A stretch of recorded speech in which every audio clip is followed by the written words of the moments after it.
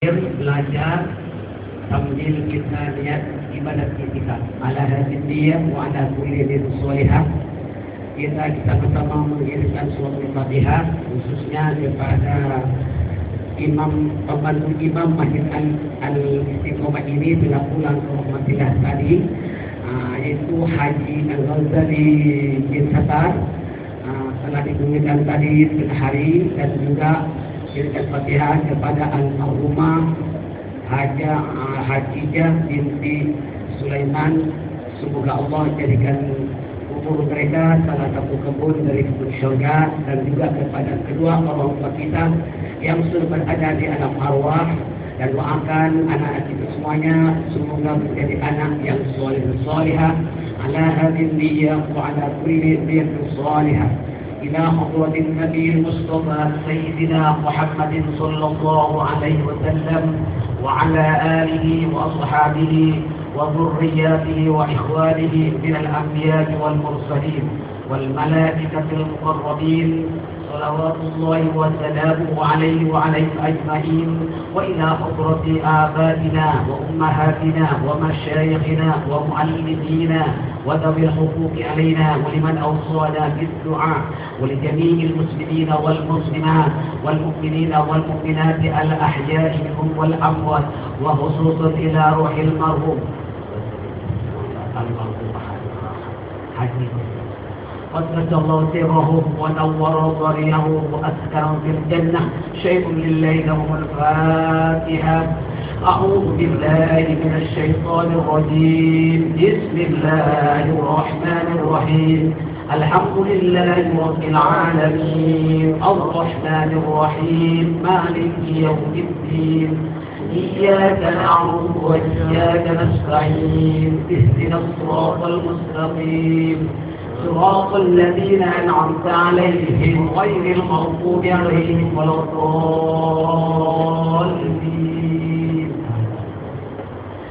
السلام عليكم ورحمة الله وبركاته.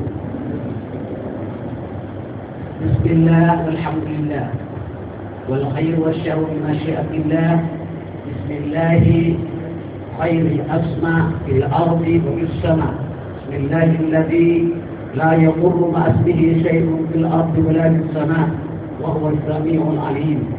رب اشرح لي صدري ويسر لي أمري واحلل عقدة من لساني يفقه قولي واجعل لي وزيرا من أهلي. معاشر المسلمين وسنة المؤمنين رحمكم الله، اتقوا الله أوصيكم ونفسي بتقوى الله لعلكم تفلحون.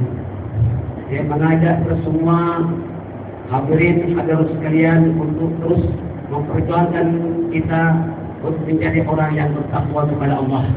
Inna akramakum indallahi atqakum. Sesungguhnya manusia yang paling mulia di sisi Allah ialah orang yang lebih bertakwa di antara kalian. Maka uraian dan tafsir surah Al-A'la sudah selesai, diikuti dengan surah Al-Wasyiyah, dan malam ini kita sama-sama mengikuti tafsir Al-Fajr, surah Al-Fajr, surah Fajar ini. Tuan-tuan dan puan sekalian, lihat dalam buku tafsirnya halaman 141 surah Al-Fajr.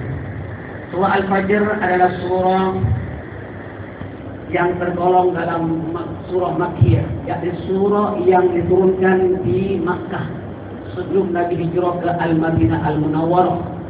Jumlah ayatnya hanya 30 ayat saja. Isi kandungannya antara lain yaitu bersumpah dengan waktu fajar.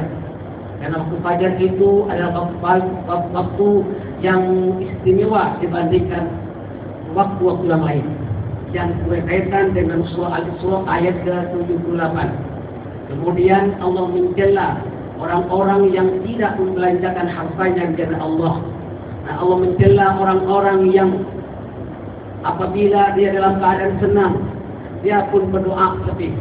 Tapi kalau dia susah dan dia terus berhenti dan menghina Allah SWT. Kemudian Allah mencela orang-orang yang tamak menerima harta pusaka dengan tamak berebut-rebut adik-beradik harta pusakanya. Maka itulah diterangkan dalam surah Al-Fajr ini. Lihat, mari kita sama-sama dulu untuk tawadu membaca surah Al-Fajr. Semua siap, halaman 141. أعوذ بالله من الشيطان الرجيم. semua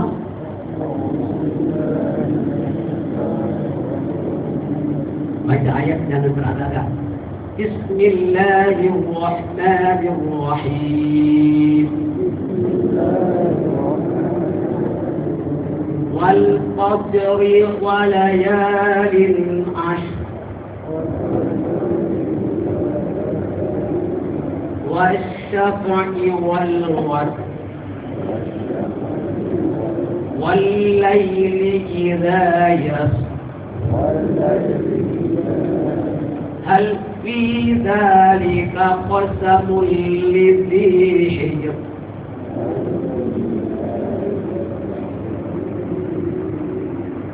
ألم تر كيف فعل ربك بعاد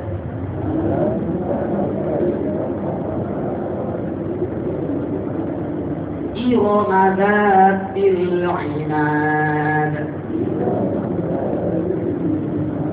التي لم يخلق مثلها في البلاد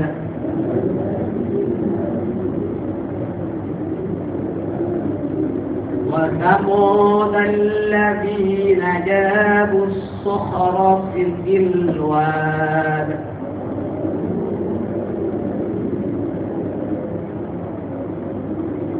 وثمود الذين جابوا الصخر في الواد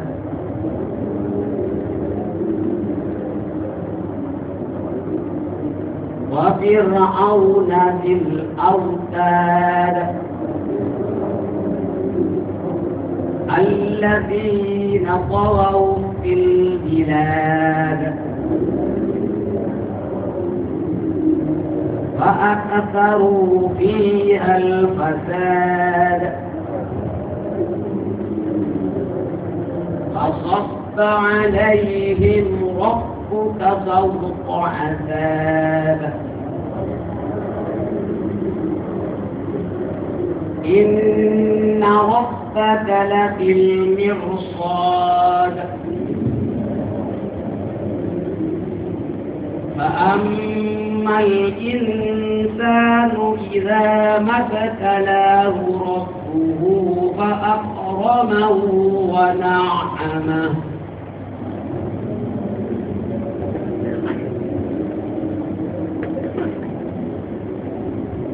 فيقول ربي أكرمن فيقول ربي أكرمن وأما إذا ما ابتلاه فقدر عليه رزقه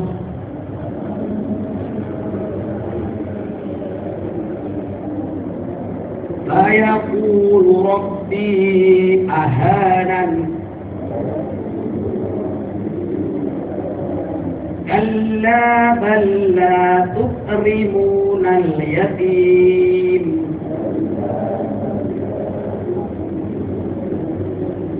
ولا تحاضون على طعام المسكين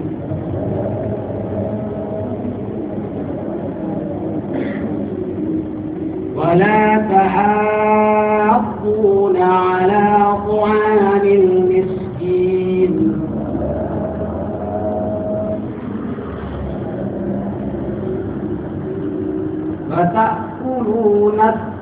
وتأكلون التراث أكلا لما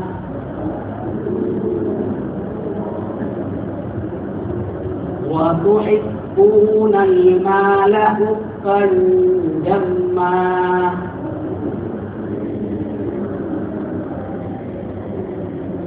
كلا إذا دكت الأرض دكا دكا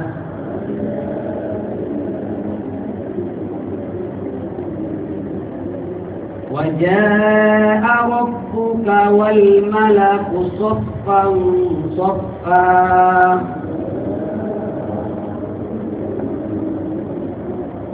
وجيء يومئذ بجهنم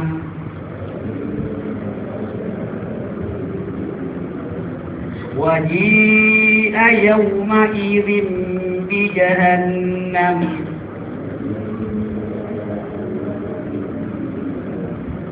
يومئذ يتذكر الإنسان وأنى له الذكرى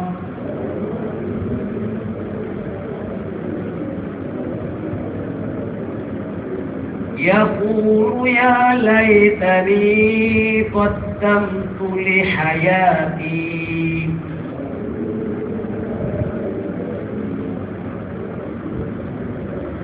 فيومئذ لا يعذب عذابه أحد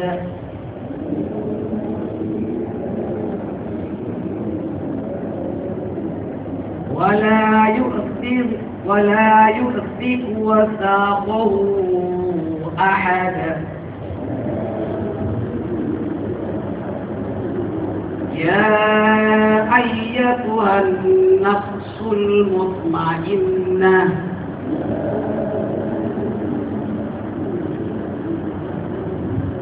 يا أيتها النفس المطمئنة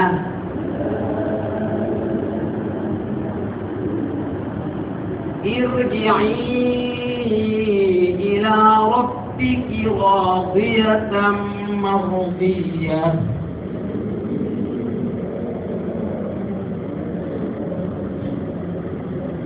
فادخلي في عبادي وادخلي جنتي صدق الله العظيم. صدق الله العظيم. Ibu Ustaz telah selesai pengukuran dari halaman dari ayat pertama hingga ayat 14, di mana minggu lepas saya telah terangkan berkenaan waktu sholat, waktu fajar. Waktu fajar itu adalah waktu subuh. Minggu lepas saya terangkan bahwa fajar itu ada dua. Satu fajar izib, yaitu fajar yang sebentar. Izib itu hanya bohong, bukan betul-betul fajar. Yang betul fajar namanya fajar sodik. Itu maksudnya waktu subuh. Fajar izib sebentar terang sebentar kemudian gelap kembali. Dalam tempo singkat keluar lagi sinar yang betul-betul sinar, itu namanya fajar sodik. Maksudnya waktu subuh. Istilah malaikat yang bertugas malam dan malaikat yang bertugas siang itu berkumpul bersama untuk membawa semua amalannya hamba itu, seseorang itu untuk dikemukakan ke hadirat Allah Subhanahu wa taala. Jelas maknanya dalam Al-Quran, dalam hadis, ada malaikat itu ada kerja shift juga, bukan manusia saja kerja shift, tapi manusia malaikat juga ada yang bertugas siang, ada yang bertugas malam. Itu sebabnya sembahyang subuh hendaklah segera dikerjakan, jangan lambat-lambat, karena kalau lambat amalannya semalam terpisah dengan amalan subuhnya. Anda lihat dalam surah Al-Isra ayat ke-78, Aqimus sholata liduluki syamsi ila ghasaqil laili wa qur'anal fajr inna qur'anal fajri kana mashhuda. Tunaikan, dirikan sholat zuhur dan asar, sholat maghrib dengan sholat isya sholat maghrib dengan isya, itu namanya ghasaqil lail. Matahari telah terbenam di ufuk barat, kemudian waktu malamnya terusnya masuk waktu subuh, itu nama disebut sholatul fajr. Subuh itu ada dua nama, orang Singapura, Malaysia, Brunei, Indonesia semua menyebut sembahyang subuh, waktu subuh. Orang Timur Tengah, Mekah, Madinah semua mengatakan sembahyang fajar, solatul fajr. Waktu fajar itu waktu subuh. Makanya kalau disebut sembahyang sunat fajar, itu sembahyang sunat subuh. Jangan lain-lain. Ya, ada orang salah mengerti sembahyang sunat fajar, ada lagi sembahyang sunat subuh. Itu salah dan keliru. Namanya dua, sembahyang satu. Jadi kalau anda disebutkan dalam al-hadis, raka'atil fajri khairum minad dunya wa ma fiha. 2 rakaat sembahyang sunat fajar itu lebih baik daripada dunia dan segala isinya. Allahu Akbar, subhanallah. Luar biasa Allah Ta'ala memberikan pahala kepada orang yang tak lalai tahun awal. Setelah itu Allah menerangkan tentang perlunya manusia bangun malam untuk sembahyang tahajud. Wa minal laili fatahajjad bihi nafilatan lak asa ay yab'atsaka rabbuka maqaman mahmuda. Itu ayat surah Al-Isra ayat ke-79. Makanya daripada sebagian malam hendaklah kamu bangun untuk sholat tahajud sebagai nafilah. Nafilah itu anugerah tambahan dari Allah, dan itu sholat telah dilakukan oleh Nabi sebelum sembahyang fardu 5 waktu. Sembahyang tahajud lebih awal dikerjakan oleh baginda Rasul sebelum dipatwasakan sembahyang 5 waktu sebelum Nabi Isra dan Mi'raj. Jelas?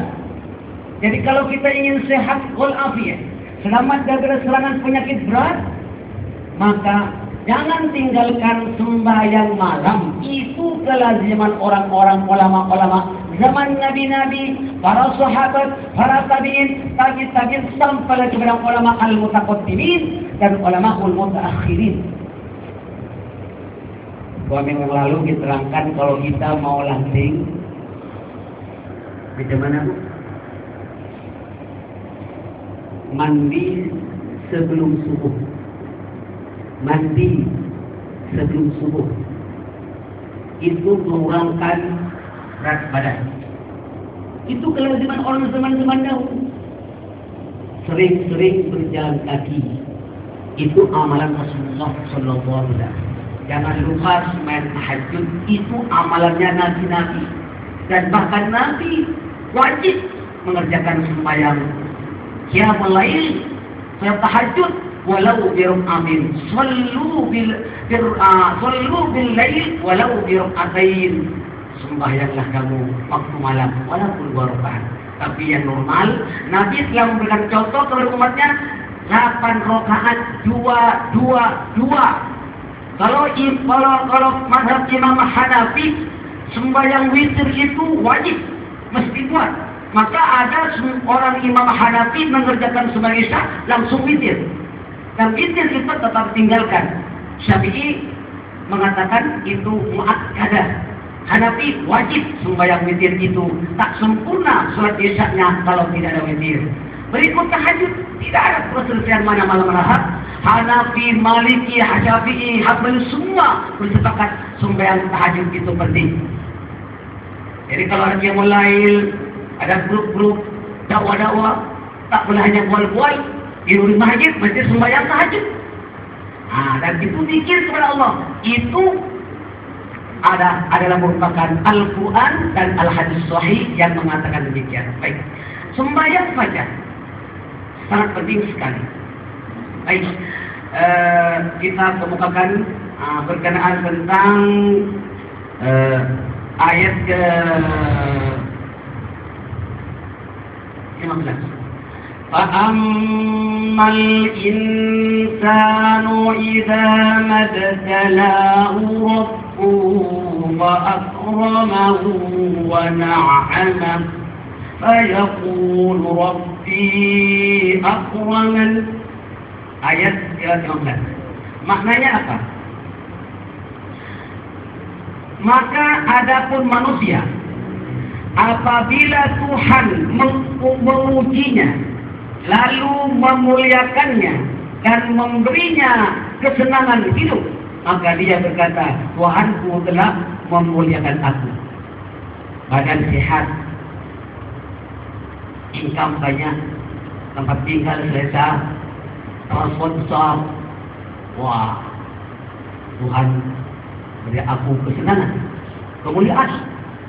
Tetapi ingat, ada manusia, tengok, wa amma idza mabtalahu faqadara alaihi rizqah fayaqulu rabbi ahanan. Ayat ke-16. Namun apabila Tuhan, yakni Allah, mengujinya, lalu membatasi rezekinya, menyempitkan rezekinya, maka dia berkata, Tuhanku telah menghina aku. Inilah manusia. Oh, tabung-tabung. Happy New Year. Ya, kalau Cina memberi hadiah limau berkotak-kotak, jadi kaum muslimin penuhkan kotak dengan uang, insyaallah.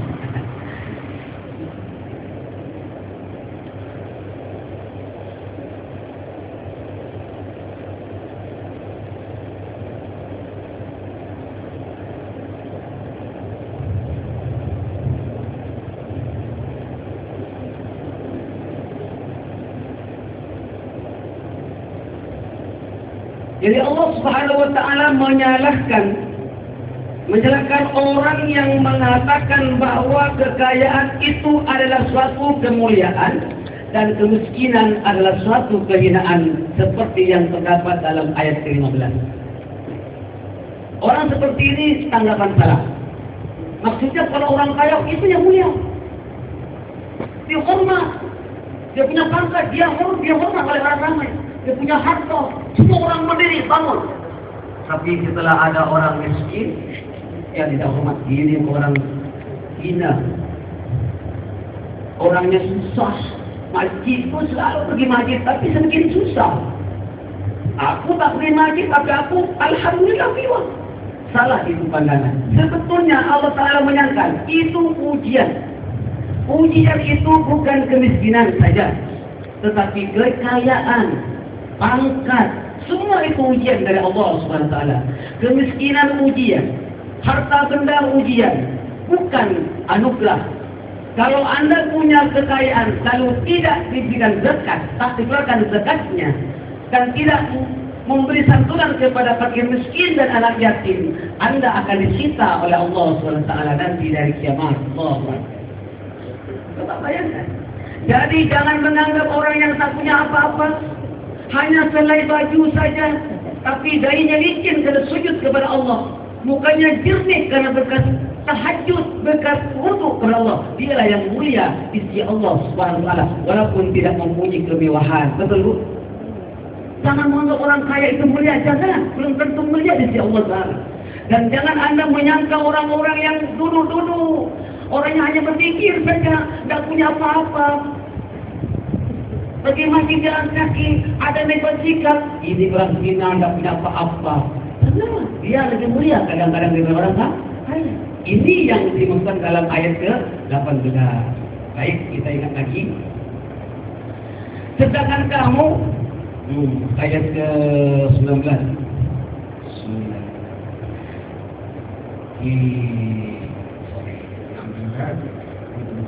Kamu tidak selalu menggunakan.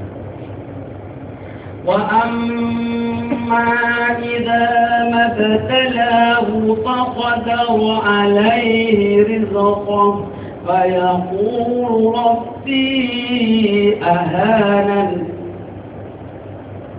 Ini ayat ke-16.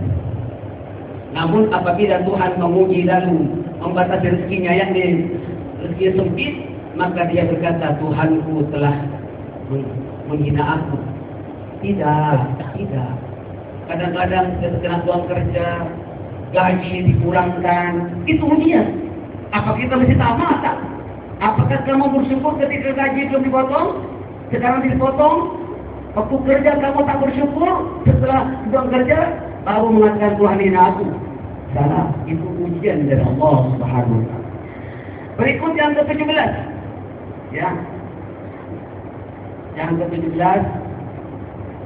Kalla bal la tukrimuna al-yatim. Ingat 17 itu. Sekali-kali tidak, bahkan kamu tidak memuliakan anak yatim. Ini anak yatim selalu mendapat perhatian di sisi Allah Subhanahu. Berikut juz ke-18. Wala tahaqquna ala ta'anil miskin. 18. Dan kamu tidak saling mengajak memberi makan orang miskin. Kamu menghiraukan orang miskin, dibiarkan begitu saja, tidak memberi bantuan. Ini juga mendapat perhatian. Orang miskin itu memang isinya dunia. Ada kaya, ada orang miskin, ada orang kuat, ada orang lemah, ada orang kaya, ada orang miskin, itu semuanya sunnatullah. Memang sampai hari kiamat memang begitu keadaannya. Tapi yang kaya itu mesti mengeluarkan harta untuk orang miskin. Dan waktu Anda memberikan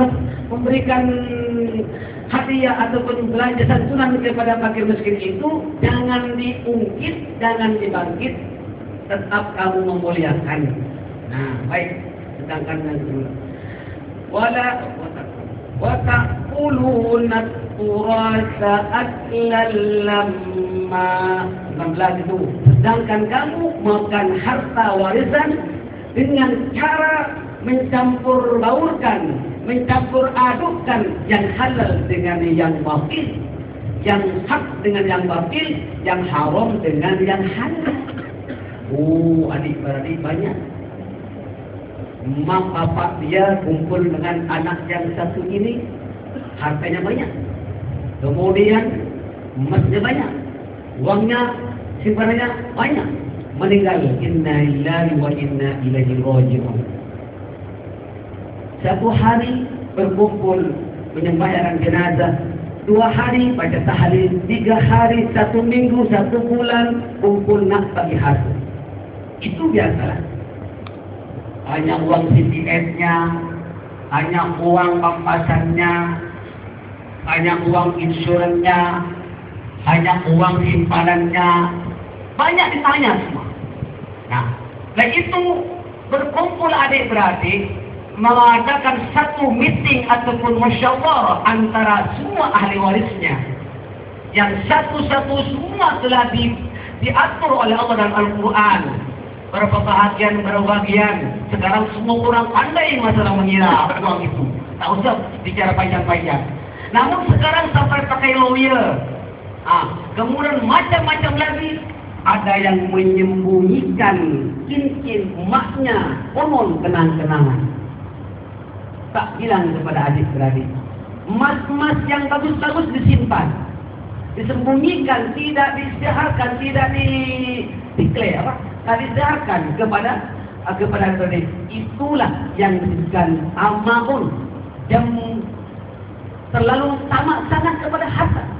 Walaupun dawai sekalipun, apalagi mas dawai sekalipun, cincin itu pusaka wajib dibilang, inilah mak punya cincin.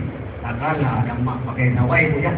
Maksudnya cincin yang tak berharga daripada swasta pun, kalau itu milik yang harus dibagi, mesti disediakan. Jangan sembunyi ambil sendiri, tak boleh.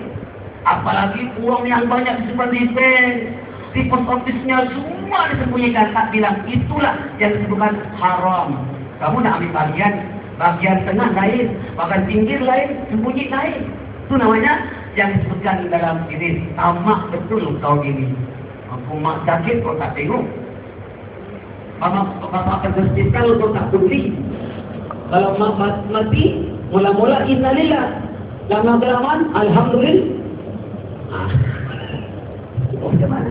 Ini yang terangkat dalam Al-Quran. Subhanallah. Jadi begitulah. Wa tuhibbuna al-mala hubban jamma. Allahu Akbar. Ini ayat berapa? Yang ke-20 ini. Wa tuhibbuna al-mala hubban jamma. Dan kamu mencintai harta dengan kecintaan yang berlebihan. Tak sah kalau kita mengambil harta pusaka sebelum dibagi menurut peraturan syar'i. Jadi kita mesti jujur. Sebab kalau ada menyembunyikan harta pusaka sebelum dibagi, itu haram. Walaupun adik-beradik. Jelas kalau ada adik-beradik ini musyawarah, kemudian bagian-bagian ditentukan sekian-sekian, kemudian ada di antara sepakat daripada musyawarah, anak yang terakhir ini yang bungsu belum bergerak rumah tangga dapat bagian banyak atas keridhaan dari semua ahli waris. Tak apa-apa. Tapi kena tentukan dulu bagian si fulan, si E, si B, si semua dapat bagian-bagian yang telah ditetapkan oleh hukum. Kemudian baru kata sepakat bagaimana kesayang antara adik-beradik amanah daripada si awal itu. Allah. Itu yang diterangkan dalam ayat ke-20. Berikut ayat ke-21. Kalla idza dukkatil ardu dakkan dakka. Ayat ke-21 ini. Sekali-kali tidak, apabila bumi digoncangkan berturut-turut.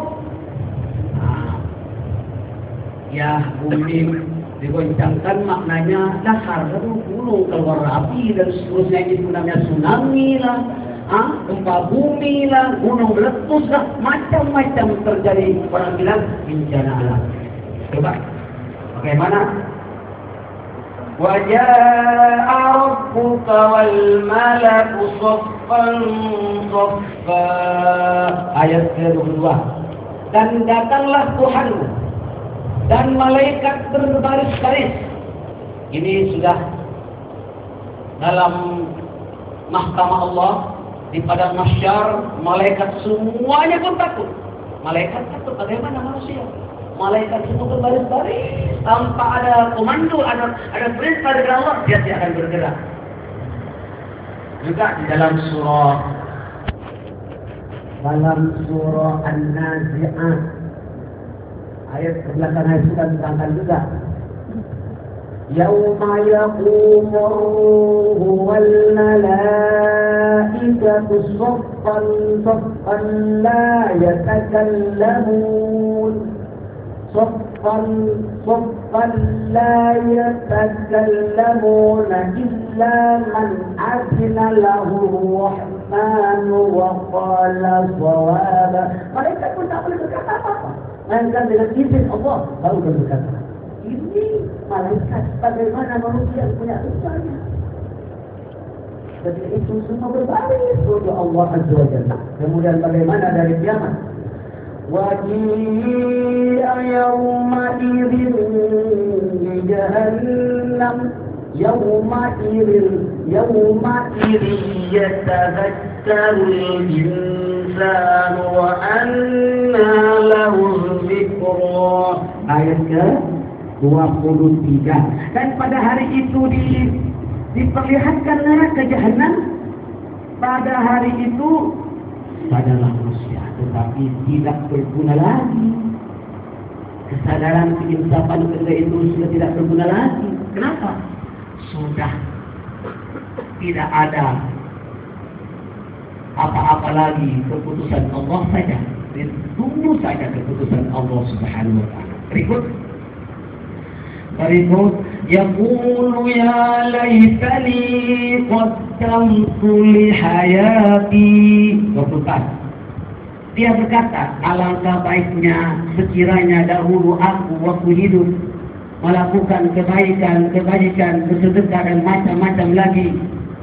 Dia menyesal ketika itu tidak ada gunanya.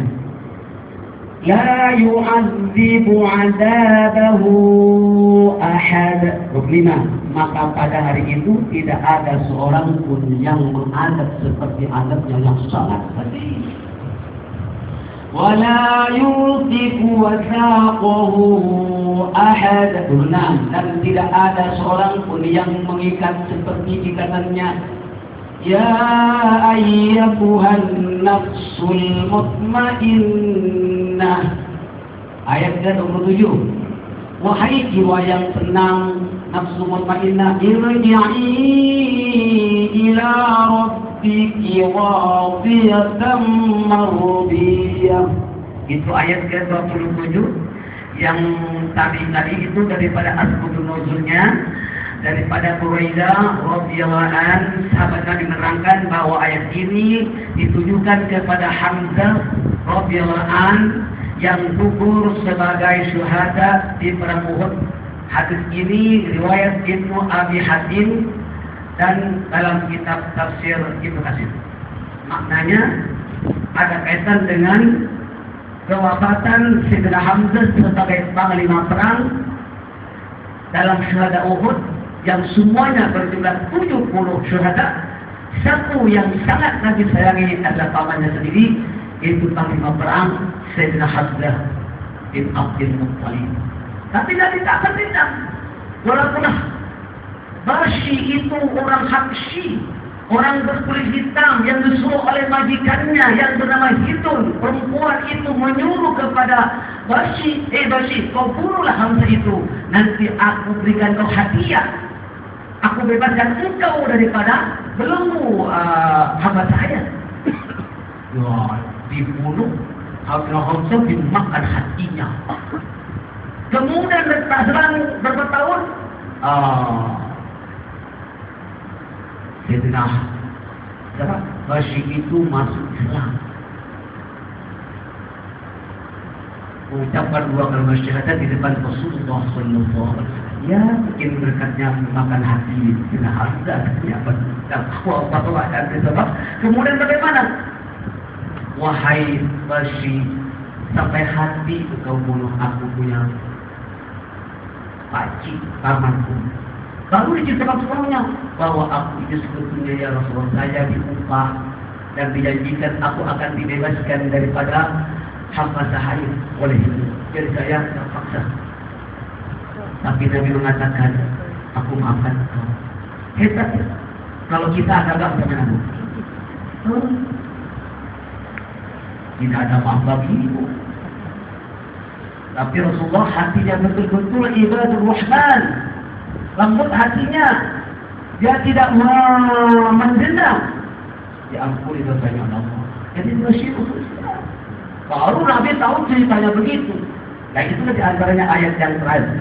Ya ayyatuhan nafsul mutmainnah irji'i ila rabbiki radiyatan mardiyah fadkhuli fi ibadi wadkhuli jannati. Kemudian kembalilah kepada Tuhanmu dengan hati yang ridha dan ridhai, maka masuklah ke dalam golongan hambaku dengan masuk ke dalam syurga. Ini confirm Sayyidina Hamzah masuk syurga. Jiwa yang tenang dia termasuk tenang. Coba bayangkan, mati syahid betul-betul memperjuangkan agama Allah. 70 syahid syuhada, semuanya ahli jannah. Cukup sampai saja yang saya terangkan tadi berkenaan tentang harta. Harta itu semuanya ujian dan itu amanah. Ujian dari Allah. Kaya ujian, miskin ujian, hidup ujian, mati ujian. Tabarakalladzi biyadihil mulku wa huwa ala kulli syai'in qadir. Alladzi khalaqal mauta wal hayata liyabluwakum ayyukum ahsanu amala wa huwal azizul ghafur. Surah apa, Bu? Surah Al-Mulk. Itu ayat mengatakan bahwa hidup ujian, mati ujian, kaya ujian, miskin ujian. Yang kaya bersyukur, yang miskin bersabar. Jadi ibu mau sabar atau mau bersyukur? Ya syukur lah terus. Kalau bersyukur kan kaya, alhamdulillah. Tapi itu kan kehendak Allah Subhanahu wa taala. Ingat, Bapak dan Ibu sekalian, yang saya katakan tadi, janganlah hanya seronok mencari uang, mencari pangkat, mencari income banyak, kumpul, tapi pula tak dibelanjakan di jalan Allah. tak digunakan untuk kesehatan. Sebetulnya harta kekayaan, kemewahan tidak akan dapat dirasakan kalau kita tidak sehat. Betul tak? Hartanya banyak, income banyak, uang sebenarnya banyak. Dokter cakap kamu tak boleh makan udang, kamu tak boleh makan kerang, kamu tak boleh makan soto, kamu tak boleh makan bumbu, kamu tak boleh makan yang sedap-sedap, semua tak boleh. Tapi dokter nak apa? Makan ubi kayu. Ada dulu. Uang banyak, tapi tak apa, semua tak boleh makan. Ya, itu.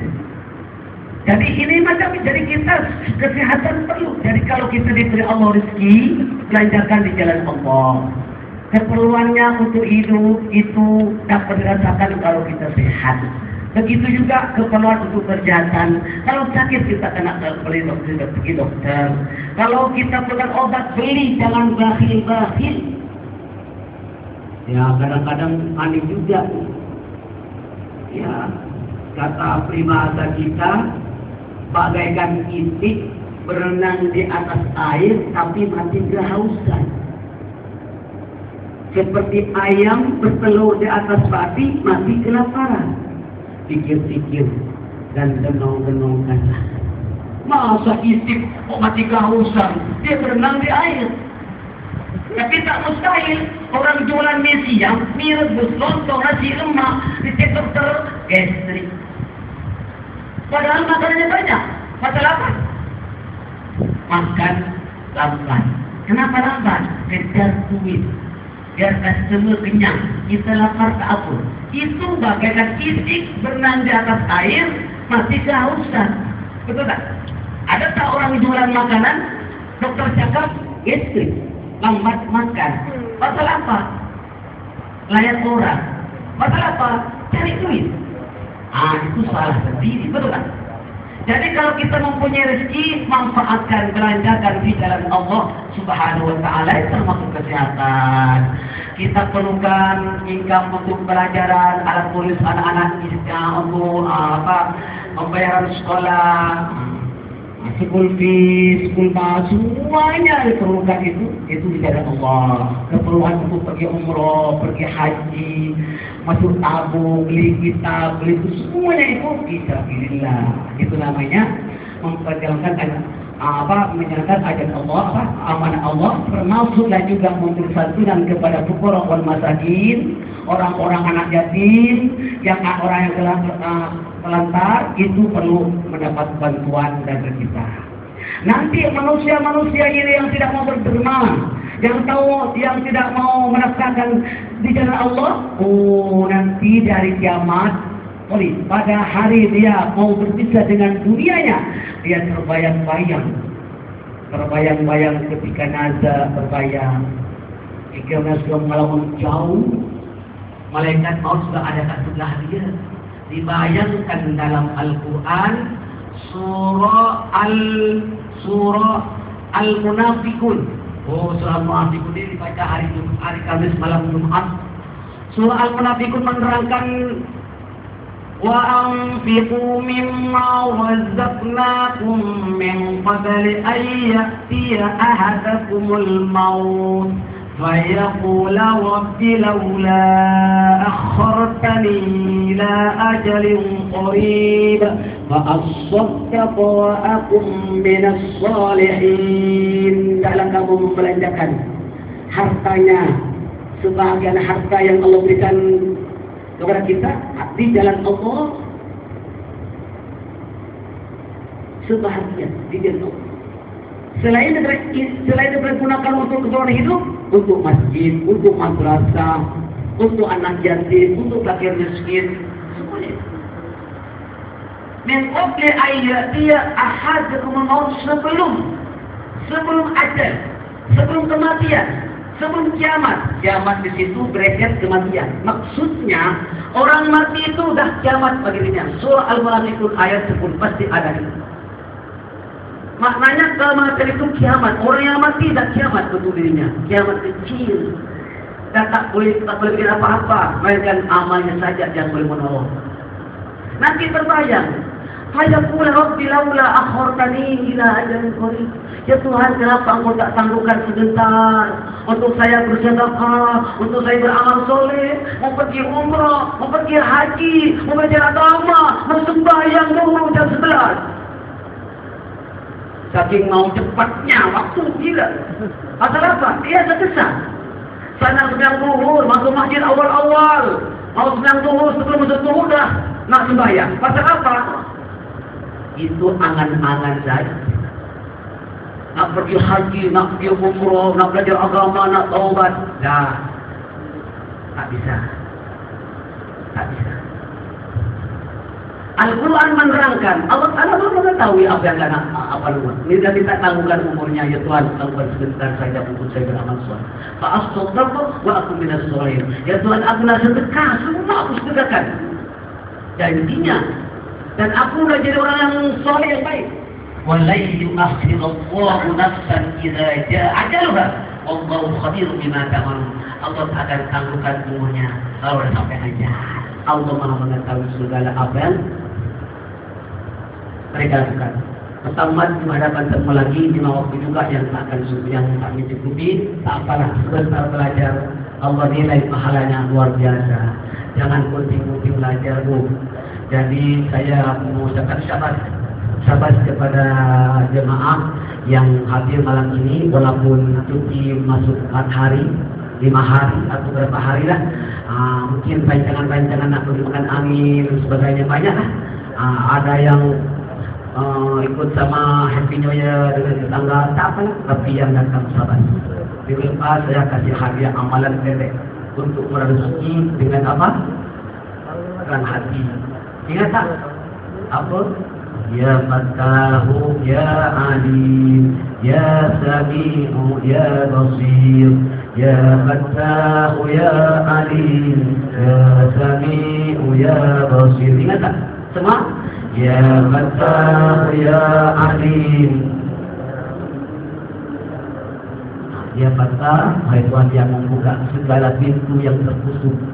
Pintu sekitar tutup dibuka oleh Allah, pintu hati tutup dibuka oleh Allah, semua yang tertutup dibuka. Ya Ali, wahai Tuhan yang Maha mengetahui.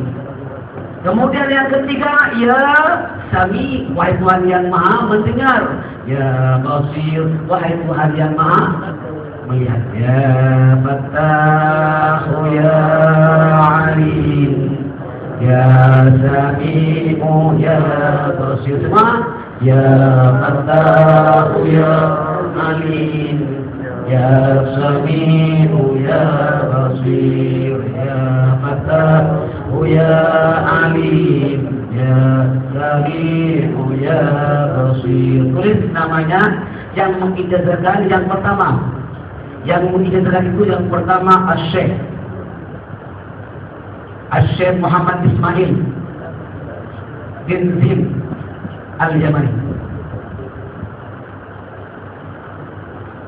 Makkah Al-Mukarramah. Syekh Muhammad Ismail bin Zim Al-Yamani.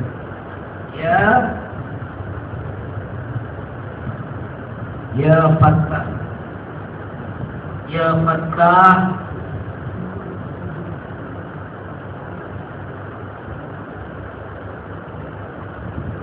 Ya Fattahu,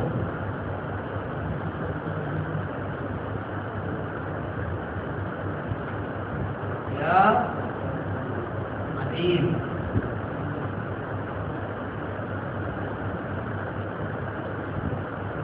Ya Alim, Ya Alim, Ya Sami, wahai Tuhan yang Maha mendengar. Ya Sami, Ya Sami.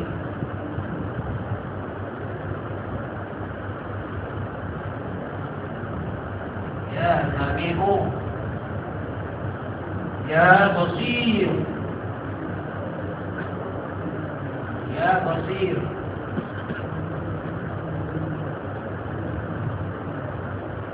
Ya Basir. Ini saja 111 kali ataupun 11 kali.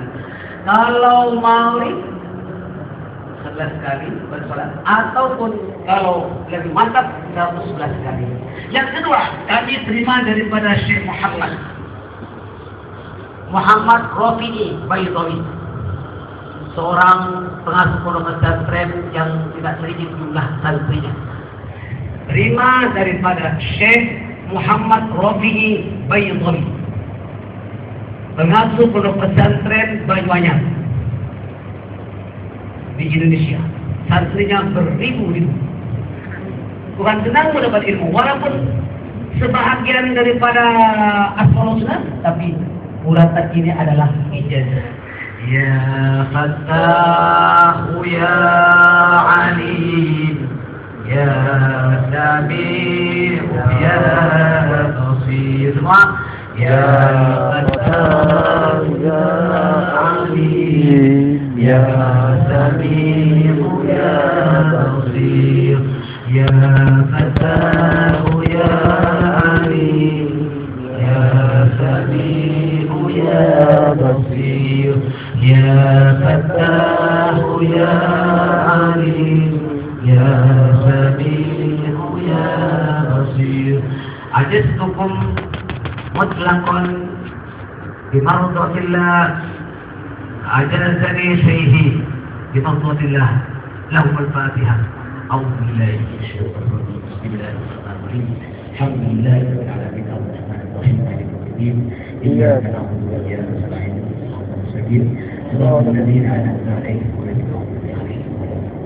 Maafkan kami, sebetulnya malam ini saya akan mengizinkan selawat Umariyah. Tapi tak apa, di hadapan saja. Ini selawat Umariyah telah disajin berkali-kali. Aku hebat berjaya.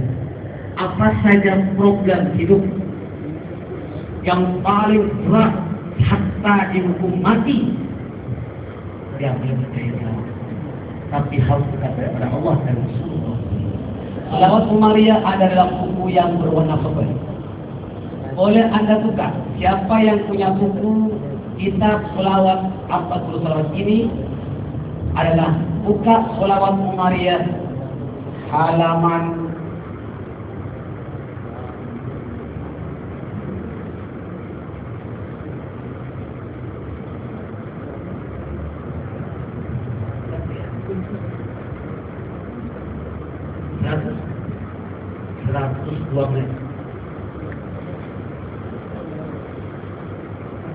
Kemarin ada belajar kita berat hukumannya masalah hal keuangan, dan itu bisa dihukum di penjara ataupun kena fine berpuluh-puluh. Tapi setelah mengamalkan ini dengan konsisten uangnya dibuangkan. Alhamdulillah. Begitu juga ada pelajar kita mana yang boleh putih-putih itu tak datang. Mungkin lama juga tak datang saudara ini. Itu pun dituduh rasuah di tempat pejabatnya. Dan itu boleh kena pulang kerja dan kalau boleh kena fine dan sebagainya. Tapi bagaimana? Barang baca ini juga selawat, alhamdulillah. Tak ada bicara langsung sekarang, tak banyak pun. Hanya sengaja, alhamdulillah. Banyak lagi. Ada orang jualan, kemudian ada gangster diconteng-conteng dia punya kedai. Mau dibunuh. Kenapa? Masalah pelong orang betul lah. Sampai ini, alhamdulillah betul. Banyak yang berjaya. Jadi kalau Anda punya problem, mau sampai hajatnya, baca ini sampai min amri farajan wa makhraja, kena ingat bayangkan hajatnya. Ya sahibi inda kulli shiddah wa ya ghiyathi inda kulli qurbah, salli wa sallim ala sayyidina Muhammadin wa ala alihi wa sahbihi waj'al li min amri. Min amri itu urusan. Waj'alni min amri farajan wa makhrajan. Ya Allah, dengan berkat selawat ini, urusan perkara apa problemnya? Insyaallah Allah Ta'ala akan memberikan pertolongan dengan berkat selawat Umariyah. Ini kita terima daripada seorang ulama jagoan. Jagoan ini maksudnya orang yang singgung lah, ya, singgung ulama. Itu bernama Syekh Abdul Wahab Hasbullah orang Jombang. Jombang ada dua, ada Peterongan, ada Tuwil. Ini Tuwil, itu Tuwil. Itu Yai Hasbullah. Nah, itu orang Jombang, ya. Jadi Syekh Abdul Wahab ini ada seperjuangan dengan Syekh Samsul Arifin, Syekh Asad Samsul Arifin. Dia yang memegang selawat ini sampai kepada saya lagi guru-guru. Ya sahibi inna kulli syiddah wa ya riyadi inna kulli qurbah salli wa sallim ala sayyidina Muhammadin wa ala alihi wa sahbihi waj'alni min amri fawajan wa mahwajan. Minta keluarkan dari segala belenggu kesalahan ini selamat. Ya manusia ini kadang-kadang mempunyai problem. Ini depan saya kasih amalan tentang buku yang berwarna pink berkenaan tentang supaya kita selamat, tidak diserang oleh penyakit, tidak diserang oleh makhluk halus, tidak diserang oleh sihir. Semua ada dalam kitab Al-Quran, dalam kitab ulama-ulama, semuanya perlu kita pelajari insyaAllah. Terima kasih. Maafkan kami minggu depan saya minta buku surat dibawa, karena minggu depan juga perlu jemaah bawa nota sendiri. Itu nota ya hadisir ruwaida Miftahul Jannah, Miftahul Jannah. Ada kan? Ada? Nah itu bawa notanya dan CD-nya. Yang tak ada CD boleh order kepada Haji Kamal, saya bantu. Dan CD akan kita di sini pada 5 hari bulan akan mengadakan peringatan Maulid Rasul 5 hari bulan untuk baca selawat saja. Nah, kalau ada tentang terma-terma isi dulu orangnya, kembalikan, kita akan mengadakan pada awal bulan 3. Nah, jadi hari 5 hari bulan 2 cuma sekedar penghayatan, karena hari Ahad 5 hari bulan itu malam 12 Rabiul Awal persis kita adakan mengadakan selawat kepada Rahman. Insyaallah demikian. Wabillahi ridho wal hidayah. Rabbana taqabbal minna innaka antas samiul alim wa tub alaina innaka antat tawwabur rahim. Allahumma jammilna bil afiyati was salam wa haqqina bit taqwa wal istiqamah wa a'idna min mujibatin nadama. Allahumma khtim lana bi husnil khatimah wa la takhtim alaina bi su'il khatimah. Rabbana atina fid dunya hasanah wa fil akhirati hasanah wa qina 'adzaban nar. Wa sallallahu ala nabiyyina Muhammad وعلى آله وصحبه وسلم والحمد لله رب العالمين. تقبل الله منكم.